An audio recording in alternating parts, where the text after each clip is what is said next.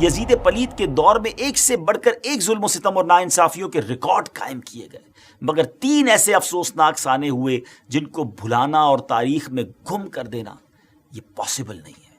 اس میں سے ایک سانحہ کربلا، دوسرا ثانیہ حرہ، اور تیسرا اس ظالم نے مکہ مکرمہ پر بھی حملہ کیا۔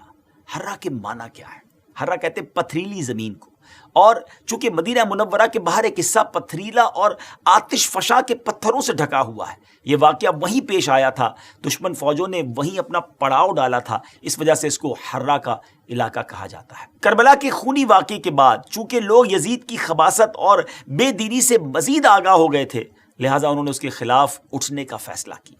حضرت عبداللہ ابن زبیر رضی اللہ تعالیٰ عنہ نے یزید کے خلاف علم بلند کیا اور مکہ مکرمہ میں انہوں نے اعلان کیا کہ خلافت قائم فرمائیں۔ اہل مدینہ نے کربلا میں یزید کی فوج کے کارنامے سنے تو وہ بھی حضرت عبداللہ بن زبیر سے مل گئے اور ان سے بیعت کر لی۔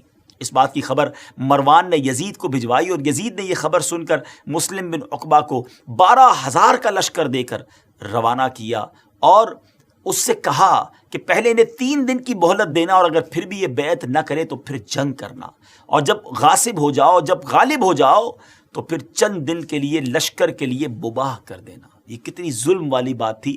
مباح کر دینے کا مقصد یہ ہوتا ہے کہ پھر لشکر کے حوالے کر دینا اہل مدینہ کا، وہ جو چاہیں کریں، جس کا مال لوٹیں، جس کی بے عزتی کرنا ہو، استغفر اللہ۔ اور پھر ان ظالموں نے جو کچھ کیا تو مسلم بن عقبہ نے لشکر مدینہ منورہ لے کر پہنچا، جنگ کا اعلان کر دیا۔ اس خونخوار کمانڈر یعنی مسلم بن عقبہ نے مدینے کا محاصرہ کر کے مدینے کے لوگوں سے جنگ شروع کر دی۔ چند دن تک تو وہ مدینہ پاک میں داخل بھی نہ ہو سکا۔ اب اس ظالم نے دھوکہ اور فریب شروع کیا اور کسی اور طریقے سے مدینے میں داخل ہوئے اور مدینہ پاک میں لوگوں کا خون بہانا شروع کر دیا۔ ایک سپاہی ایک عورت کے گھر میں داخل ہوا، اس عورت کا ایک چھوٹا سا دودھ پیتا بچہ تھا، شیر خوار بچہ تھا۔ سپاہی نے اس سے مال و دولت کے بارے میں پوچھا۔ عورت نے کہا کہ مال تو جتنا تھا تمہارے سپاہی لوٹ کر لے گئے۔ اب اس ظالم نے کیا کیا، جب مال نہ ملا تو اس چھوٹے سے بچے کو اٹھا کر دیوار پر مارا، اور دیوار پر اس طرح مارا کہ اس چھوٹے سے بچے کا دماغ جو ہے، مغز جو ہے وہ باہر آ گیا۔ لیکن یاد رہے کہ اس ظلم کے واقعے کے اندر مہاجر و انصار سے 1700 افراد اور دوسرے مسلمانوں میں سے 10,000 لوگ قتل ہوئے۔ جی ہاں، مدینہ منورہ میں اپروکسیمیٹلی 12,000 لوگوں کا قتل ہوا۔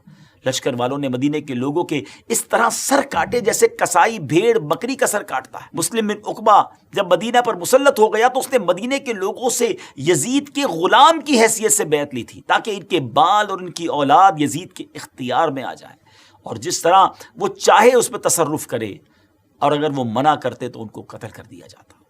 مورخین لکھتے ہیں کہ مسلم بن عقبہ نے اس قدر بے گناہ لوگوں کا خون بہایا کہ وہ بہت زیادہ خون بہانے والے کے نام سے مشہور ہو گیا۔